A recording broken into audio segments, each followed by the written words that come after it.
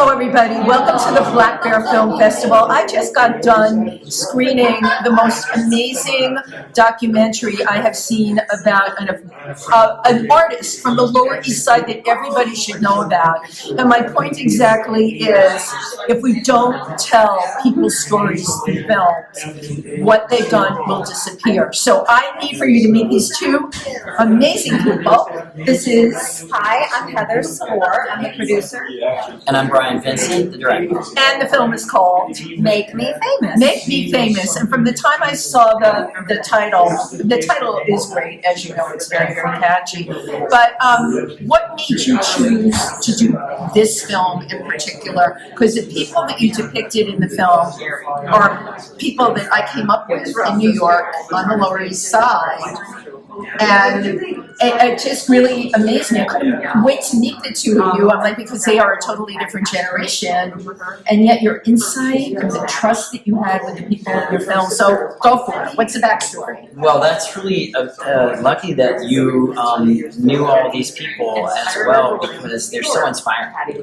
And the scene itself inspired us. Reading about it, there's been a lot of books written about the Lower East Side and the artists and the art explosion that happened there. So is it the explosion or the energy that attracted you to it? Really, I mean, these are artists who got together and did things, and the world probably needs a little bit more of that nowadays.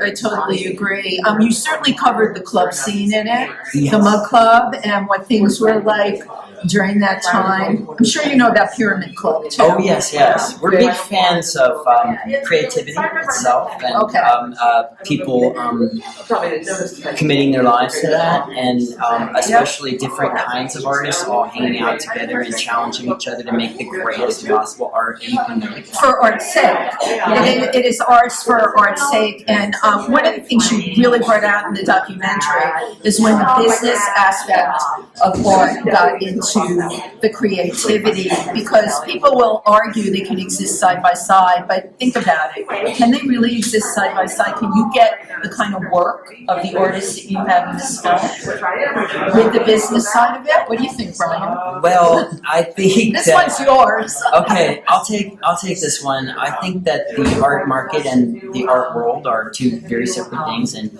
the things that inspire people are often a big offshoot of what's making money. And the people that sometimes are chosen for like the golden nail, like, oh, you get to make all the money now, and everybody else that is so well put. to watch them make money, and then the effect on their lives that they have. How do you have that insight? If I said that to most people, they wouldn't know what I was talking about. I totally get it. They become the golden child, the chosen ones, the ones that it's going to happen for. And often you say to yourself, well, their work is good, but there's other people. I mean, this one has had such amazing work. Amazing work. And yet, you know. Well, we're actors, so we understand what it's like. You know, when we didn't really understand when we were young, in our 20s, really, young, that how much it meant that you needed to make it right then. Right. Because if you don't, then other people are, and now you're going to watch them. And there's only so many times you can applaud somebody and not start to feel like, well, what about me, or what about this person? But also, what is that special sauce? Right. When an artist, it's a little bit of luck. Yeah. It's a lot of talent, right? And the 80s artists, there's so much talent. Yeah. And so who's to say who should make it? And as actors, I was on Broadway for a long time. I know, you were in Wicked. I was in Wicked. Yeah. And I have lots of friends who may never get to be on Broadway. Right. And it doesn't mean I'm more talented than them. It just means, maybe the stars aligned. And that was one of the things that we tried to look at in this film, is like, what the stars is that? aligning, because that's what really, I said, that's so funny you use that phrase. I'm like, these are the people that the stars align for. I personally know a lot of the ones who have amazing work, and I don't know if you've been to Howell Gallery on the Lower East Side. Great. Jane is incredible. She now has Ha Ha gallery. I went to a show with 25 artists the other night on Rivington Street. I'm like, who are these? But everybody was of a certain age there, and they were all there to support their friends and everything. But the work was all jammed together on the walls, and I came out of there, and it mentally exhausted me because there was so much good stuff in there, and then there was so much other stuff. I'm no judge of art, God knows, but you say to yourself, my gosh, how do people keep creating on that level? How do you do it? Well, I think that the horse race to me is less interesting than the art itself.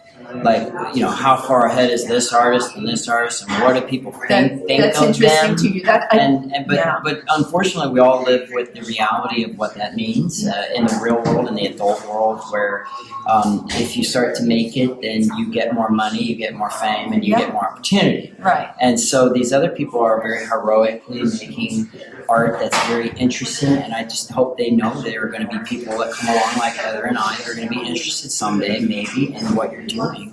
I love that. And we think that a life devoted to art has worth. It has meaning. It should be worth its weight in gold. I totally agree with you, and obviously as actors, I'm sure you've read The Artist's Way. I'm sure. I knew that you did. It's a Bible for all of us, and the fact that you made this film speaks volumes, and you are getting such interest in it. Which is, well, we're 100% on Rotten Tomatoes, so there's some critical interest. But really, when we screen this film in cinemas, we're exclusive to cinemas. We're still playing in New York 4 months later. I know. I just found out tonight. I go to everything. How did I not know? Well, we'll make sure we get you in. We're playing at the end of the month at the New Plaza Cinema. Right. And then we're October playing 29th at 245, Yes. 35 West 67. Are you a photographic memory? Like when you get the script, you can get those lines down right away. I hate people like you. I just say them over and over and over again. You are one of those. I spotted that immediately. So you have all this upcoming stuff, and you're leaving for San Francisco tomorrow. Yeah, we're going to do the Roxy tomorrow, and then we have 7 screenings over 3 weeks. At the 4-Star Theater, which is a wonderful independent cinema that's been redone, and there's a cool record store there. Wow, absolutely gorgeous. I wish you both a lot of luck, but you don't even need luck. I mean, this film is going to have its own momentum. It's a winner on so many levels. And thank you for being here. Oh my God, we have a big party to go to. Let's party! 80s dance party. 80s dance party. We're very excited about that, and I know all the words to all the songs. Thank you both. Thank you. Thank you.